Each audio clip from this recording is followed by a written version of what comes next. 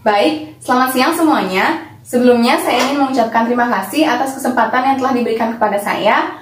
Perkenalkan, nama saya Putu Aris Lastri, nomor absen 13 dari kelas 5B MBP. Di presentasi kali ini saya akan menjelaskan bab 7, yaitu mengenai pengendalian pembelian dan stok. Seperti yang bisa dilihat pada layar PowerPoint, adapun beberapa pembahasan di presentasi saya hari ini. Yang pertama yaitu mengenai pengendalian operasional, penerimaan dan pengeluaran material. Yang kedua yaitu mengenai pengendalian biaya, dan yang terakhir yaitu pengendalian personalia. Baik, saya akan menjelaskan mengenai pengendalian operasional, penerimaan dan pengeluaran material. Yang pertama yaitu penerimaan material. Dalam operasional penerimaan material dapat disebabkan oleh beberapa hal, seperti pembelian, penerimaan bonus, dan retur.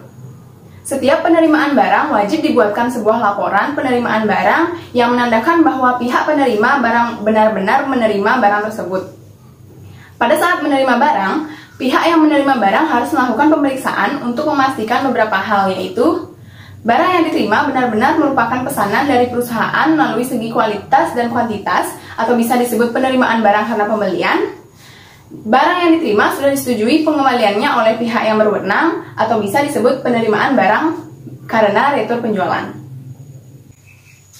Selanjutnya saya akan menjelaskan contoh proses operasional penerimaan barang di Hotel Sadara Beauty Beach.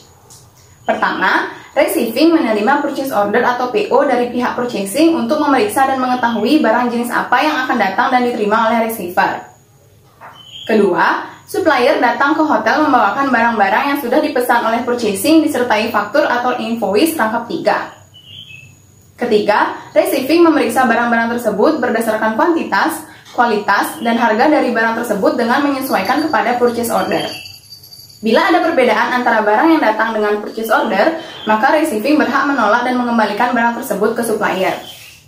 Keempat, bila barang yang datang sudah sesuai dengan purchase order, maka receiving akan menerima barang tersebut lalu menandatangani dan memberikan cap ke faktur atau invoice yang kemudian diberikan kepada supplier tersebut. Kelima, barang yang telah diterima oleh receiving akan diinformasikan ke pihak store dan selanjutnya barang tersebut akan dikelompokkan dan disimpan di store. Dan yang terakhir, setelah menerima barang dan faktur dari supplier, selanjutnya bagian receiving membuat receiving report dan disatukan dengan purchase order dan faktur untuk diserahkan ke account payable untuk memproses pembayaran. Baik, yang kedua yaitu pengeluaran material. Dalam operasional pengeluaran material dapat disebabkan oleh beberapa hal seperti penjualan, pemberian bonus, dan pemberian contoh barang. Pengeluaran barang dari bagian gudang hanya dapat dilakukan apabila ada perintah dan persetujuan secara tertulis dari pihak yang berwenang. Jika tidak ada persetujuan tertulis dari pihak yang berwenang, bagian gudang tidak boleh mengeluarkan barang yang ada di gudang. Contoh perintah pengeluaran barang dapat berupa dokumen seperti surat jalan, delivery order, memo retur pembelian, dan lain-lain. Setiap perusahaan memiliki penyebutan nama dokumen yang berbeda, sehingga yang perlu dipahami adalah esensi dari dokumen tersebut.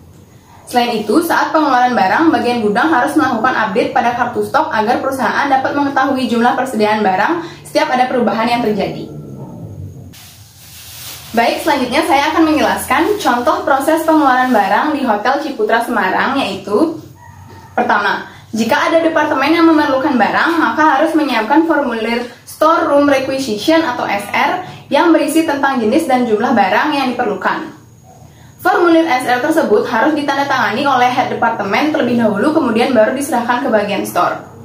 Kedua, setelah formulir SR ditandatangani oleh head departemen, maka bagian store akan memproses permintaan barang tersebut dengan memeriksa dan menyiapkan barang-barang yang diminta oleh departemen yang membutuhkan. Ketiga, selanjutnya dari pihak store akan menyerahkan barang yang diminta oleh departemen yang bersangkutan, kemudian meminta tanda tangan dari staf yang menerima barang tersebut, yang dimana akan dijadikan sebagai bukti tanda terima bahwa barang tersebut telah diterima.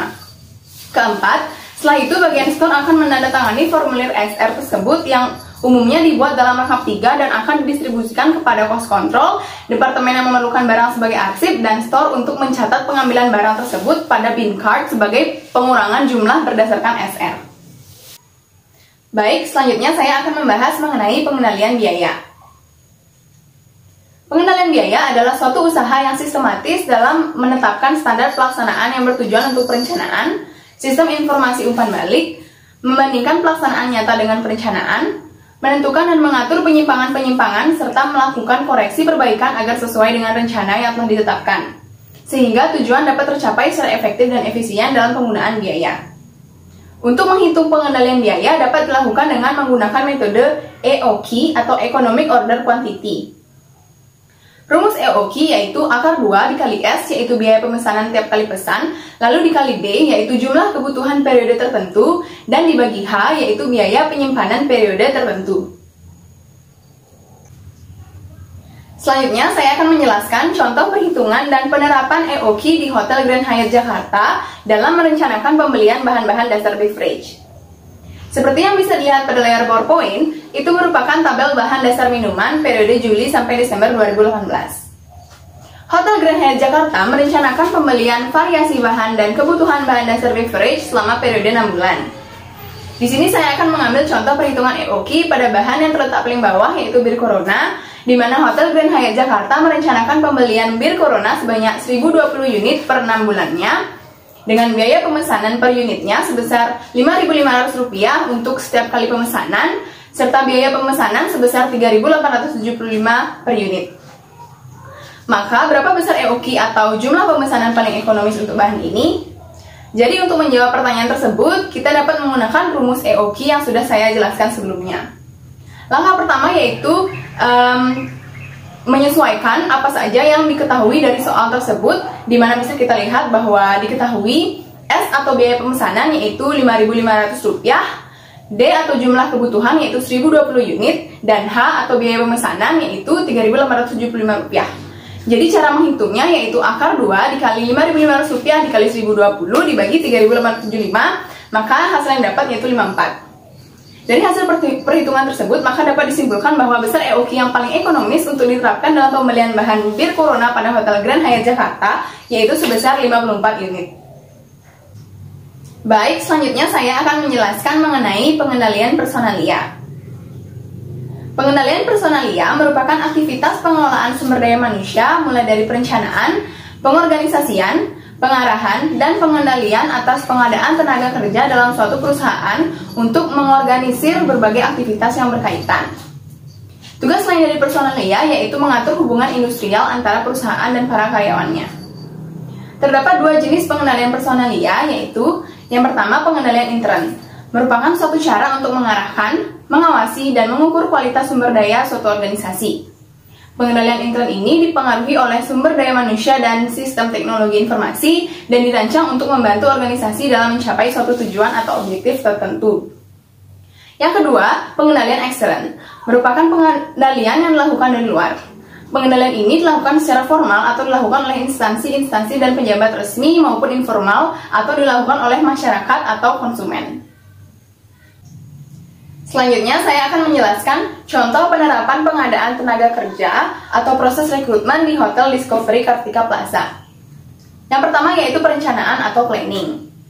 Proses persiapan ini meliputi segala persiapan dalam proses rekrutmen karyawan, di mana jika suatu departemen membutuhkan karyawan, maka harus melalui persetujuan General Manager. Selain itu, rekrutmen karyawan harus sesuai dengan budget yang disediakan hotel, di mana departemen yang membutuhkan karyawan harus mengisi employee requisition. Setelah semua sudah mendapat persetujuan, maka HRD bertugas untuk membuat pengumuman perihal lowongan kerja yang dibutuhkan. Yang kedua yaitu pengorganisasian atau organizing. Setelah adanya permintaan kebutuhan karyawan, maka HRD akan membuat pengumuman dengan dua cara, yaitu internal dan eksternal. Untuk yang internal, HRD terlebih dahulu akan menginformasikan lowongan di dalam manajemen hotel sendiri bahwa salah satu departemen di hotel memerlukan karyawan.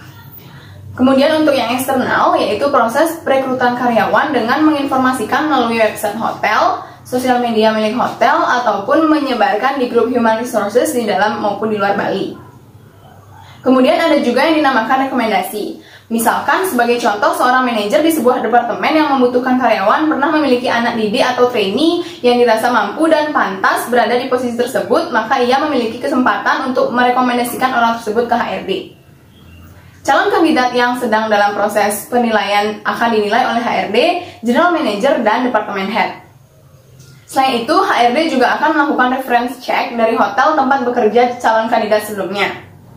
Untuk interview di Discovery Kartika Plaza ada 3 macam, yaitu cek kesehatan, psikotes atau tes mental, dan kejiwaan, kemudian interview PAMEN. Khusus di Discovery Kartika Plaza, interview dengan PAMEN bertujuan untuk mengetahui wawasan kebangsaan dan seberapa nasionalisnya calon kandidat tersebut. Jika semua sudah sesuai dengan persyaratan, kemudian akan dilanjutkan ke proses hiring atau memperkerjakan. Sebelum proses hiring itu dimulai, HRD terlebih dahulu akan membuat LOI atau Letter of Intent, yaitu perjanjian antara kedua belah pihak yang mengikat secara hukum. Yang ketiga yaitu pengarahan atau directing. Setelah semua persyaratan sudah selesai dan perjanjian kontrak kerja sudah disepakati antara kedua belah pihak, maka HRD kemudian akan melakukan orientasi atau pengenalan lingkungan hotel, kemudian pengenalan ke masing-masing departemen yang ada di hotel. Dan yang terakhir yaitu pengawasan atau controlling. Selama masa awal bekerja, dalam surat perjanjian juga berisi keterangan bahwa karyawan akan mengalami masa evaluasi dan percobaan selama 3 bulan. Kemudian jika penilaian karyawan tersebut baik, maka selanjutnya karyawan dapat dikontrak selama 1 tahun pertama. Baik, sekian presentasi saya mengenai bab 7 yaitu pengendalian pembelian dan stocks. Saya minta maaf jika terdapat kesalahan sepatah atau 2 patah kata. Akhir kata saya ucapkan terima kasih.